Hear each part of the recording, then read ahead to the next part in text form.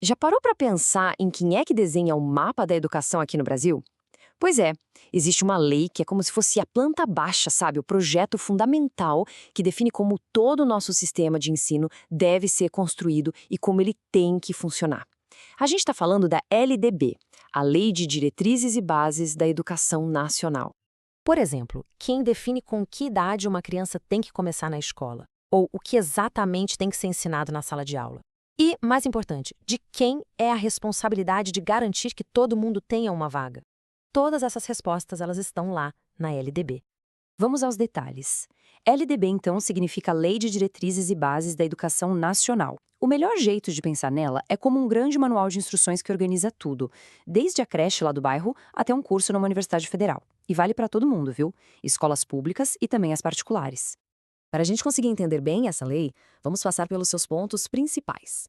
Quais são os objetivos dela, como o sistema todo se organiza, quais são as etapas da educação e, claro, como tudo isso é financiado. Bom, primeiro de tudo, vamos entender o básico, né? O que é exatamente a LDB? Para que ela serve e até onde ela alcança? E olha que interessante, logo no seu primeiro artigo, a LDB já deixa claro que a educação não é uma coisa isolada.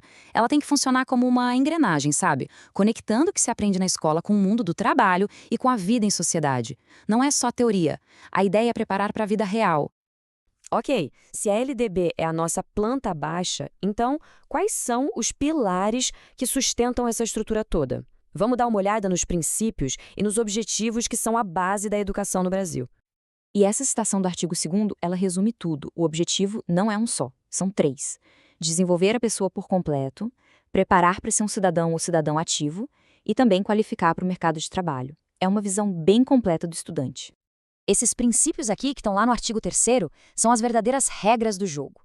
Eles garantem desde a igualdade de acesso, a liberdade de pensamento, até o respeito pelas diferenças. E um ponto crucial, eles colocam a valorização dos professores e a garantia de um padrão de qualidade como prioridades. Certo, a gente sabe que educação é um direito de todos, mas também é um dever.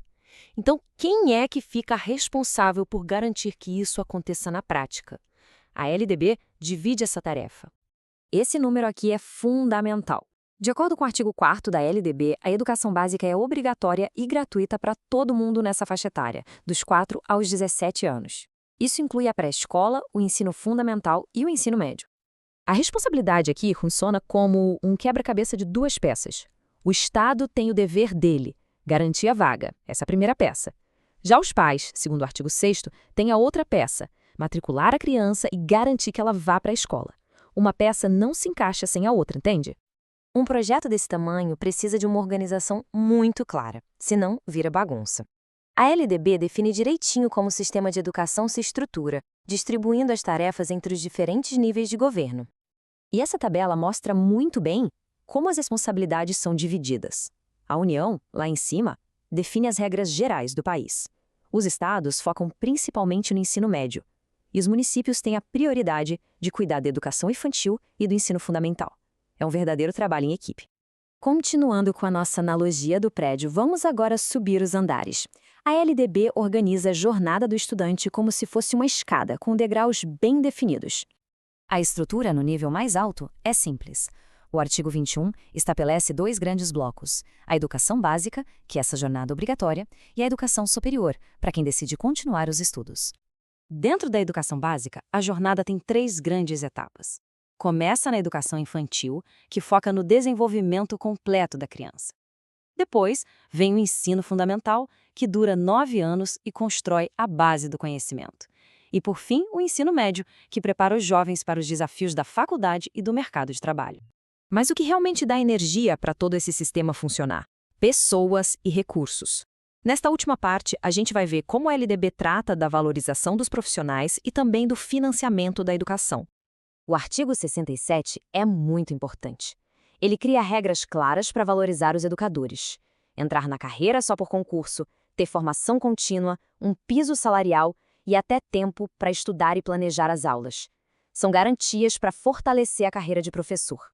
E como se paga por tudo isso? O artigo 69 define as porcentagens mínimas dos impostos que têm que ir obrigatoriamente para a educação. São 18% no caso da União e 25% para estados e municípios. Essa regra garante que sempre tenha um investimento mínimo para manter o sistema de pé. Então, como deu para ver, a LDB é um mapa completo da educação no Brasil. Ela define tudo: a filosofia, as regras do jogo, a estrutura do sistema, de quem é a responsabilidade e de onde vem o dinheiro. E para fechar, fica uma reflexão. A LDB nos dá a planta baixa, o projeto ideal. Mas um projeto no papel não garante que a construção vai ser de qualidade, né? A grande questão que fica é como nós, como sociedade, estamos transformando essa lei em uma educação de excelência no dia a dia de cada sala de aula.